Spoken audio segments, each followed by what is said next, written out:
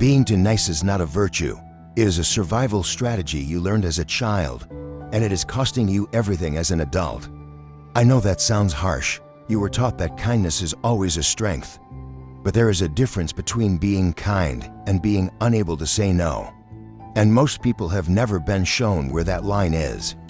We were told that being agreeable makes you likable, that keeping the peace makes you a good person, that putting others first is noble and selfless. So you said yes when you meant no. You swallowed your opinions to avoid conflict.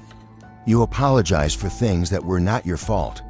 You made yourself smaller so other people could feel comfortable. And here is what nobody told you. People don't actually respect the person who always agrees with them. They rely on them. They take them for granted. And deep down, they stop taking them seriously. Here is what the psychology actually says. People-pleasing is not generosity.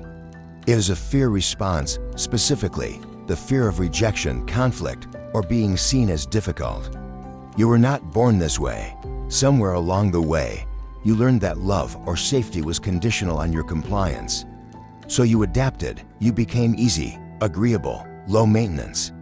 And now that strategy, the one that protected you then, is the thing sabotaging you now. 3 ways being. 2. Nice is quietly destroying your life right now.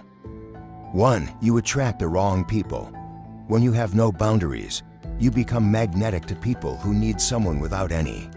Users, takers, and manipulators do not target strong boundaries. They target the absence of them. 2. You lose yourself slowly. Every time you say yes and mean no, you build a version of yourself that is not really you. A performance, a people-pleasing mask you wear so long you forget what your actual face looks like. 3. Your resentment builds. Nice people are not immune to anger, they just bury it. And buried anger does not disappear, it comes out sideways. In passive aggression, in sudden explosions, in withdrawing love without warning. The niceness was never neutral, it was just delayed. If you saw yourself in any of that, I want you to hear this clearly. You are not too much. You have just been making yourself too little for too long. Setting a boundary is not being mean. Saying no is not being selfish. Disagreeing is not starting a fight. These are just things that nobody modeled for you, and now you get to learn them on your own terms. Your challenge this week: say no to one thing you would normally say yes to just to keep the peace. One thing, notice what happens. Notice that the world does not end.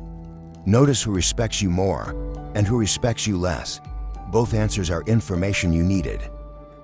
Drop a hello in the comments if you are a recovering people pleaser. I want to see how many of us there are.